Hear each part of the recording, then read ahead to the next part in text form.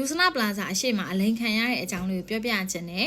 ဆိုတော့ main ကလေးတွေတယောက်တည်း Plaza သွားတာဆိုရင်သတိဝရိယနဲ့သွားလို့ရအောင်ပေါ့နော်ဆိုတော့အမားတို့ကားကပီစစ်မှာရက်ထားတယ်အမားကပစ္စည်းဝယ်ပြီးတော့အောက်မှာမုတ်စင်ဝယ်မယ်ဆိုပြီးတော့မှကားပီစစ်စီကိုမတက်သွားဘဲနဲ့အမမျိုးသားကားတော့ထုတ်လာခဲ့ငါအောက်မှာစောင့်နေမယ်ဆိုပြီးတော့မှအမအောက်ကိုမုတ်စင်ဝယ်တာအောက်ကိုရောက်တဲ့အချိန်မှာအမရဲ့အရှိမခွက်ကလေးတွေကိုအပြာလေးတွေအနီလေးတွေလေအဲ့လိုလှန်တဲ့ဟာလေးနဲ့လူနှစ်ယောက်ကရောက်လာပြီးတော့အဲ့အခင်းလေးခင်းပြီးအပြာလေးအနီလေးနဲ့အဲ့လောင်းကစားကိုလာလောက်တာလောက်တော့ထိုးသားကအဲ့လိုတောသားပုံစံမျိုးပေါ့နော်နည်းနည်းငနုံငါပုံစံမျိုးလေးနဲ့လှုပ်ပြီးတော့မှအဲ့ထိုးသားတော်တော်ရှုံးတာရှုံးနေဆိုတဲ့အခါမှာအမကလည်းအဲ့ဒီဟာကိုကြည်တာတော့မဟုတ်ဘူးအမဈေးဝယ်နေတာဒါပေမဲ့ဒီဘက်လှည့်လိုက်တဲ့အချိန်မှာအမကအဲ့နားမှာပိတ်မိသွားသလိုဖြစ်သွားတာအမဘေးနားမှာလူတွေဝိုင်းလာတယ်ဝိုင်းလာတဲ့ခါကျတော့အဲ့နားမှာနေဟိုလှန်နေပြုတ်တယ်လှန်နေပြုတ်တယ်လှန်နေပြုတ်တယ်နဲ့ရှုံးနေပြီပေါ့အဲ့လူကရှုံးတဲ့အချိန်မှာနောက်တစ်ယောက်ထပ်ဝင်လာတယ်နောက်တစ်ယောက်ထပ်ဝင်လာတဲ့လူကမင်းအဲ့လိုမလုံးနဲ့တဲ့မင်းတို့ကကလိန်ကကြစ်တွေလူလိန်နေတယ်မင်းနဲ့ငါနဲ့ချမယ်ဆိုပြီးတော့အဲ့လူကအဲ့ဒိုင်းကိုထိုးတာအဲ့လိုတိမ့်ချီပြီးထိုးတဲ့ခါကျတော့အဲ့ဒိုင်းကယော်နေရပြီယော်နေရတဲ့အချိန်မှာအဲ့ဒီအချိန်မှာလည်းအ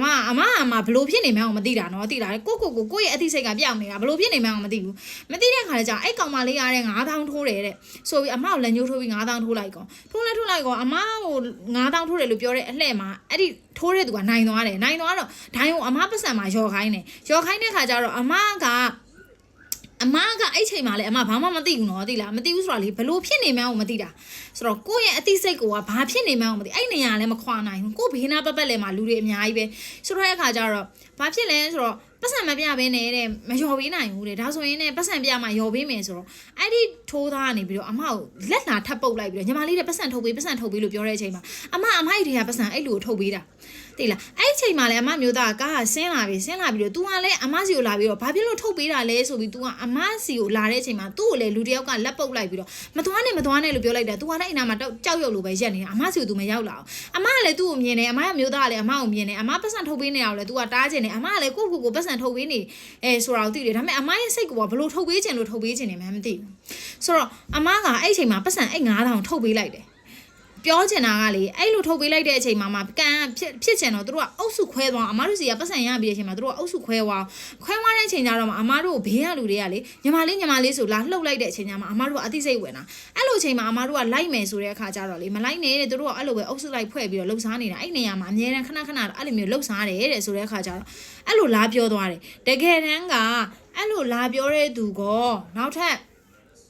အမားတို့အနားမှာဝိုင်းထားတဲ့သူတွေကအဲ့ကစားတာတွေကထိုးသားတွေအကောင်လုံးသူတို့လူတွေကြီးပဲတဲ့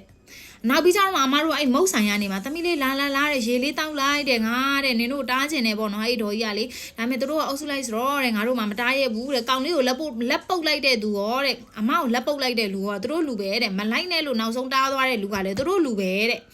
ဆိုတဲ့အခါကျတော့လေဂယုစိုက်ကြဖို့ပြောချင်တာသိလားဘာလို့ဆိုတော့ဆေးတွေကလေဘာဆေးတွေမှလည်းမသိဘူးကိုယ့်ရဲ့အသိစိတ်ကိုလုံးဝပျောက်သွားစေနိုင်တဲ့ဆေးမျိုးတွေသိလားဒါပေမဲ့အမတို့ကလူအန်ရမဖြစ်သွားတာကိုပဲကျေးဇူးတင်ပြီအခုဆိုအမကလေအဲ့ပလာဇာအောက်တောင်မဆင်းရတော့ကိုယ့်ကားပါကင်ကိုကားနဲ့ကိုယ်ပဲတခါတည်းဆင်းကားနဲ့တခါတည်းဝယ်တခါတည်းပြန်အဲ့လိုပဲလုပ်ရဲတော့တယ်ဆိုတော့တယောက်တည်းအဲ့လိုလိုင်းကားတွေပိုင်းနဲ့သွားတဲ့အမျိုးသမီးလေးတွေရှိတယ်ကောင်မလေးတွေရှိတယ်ဆိုရင်တတိထားကြဖို့အမကပြောပြတာနော်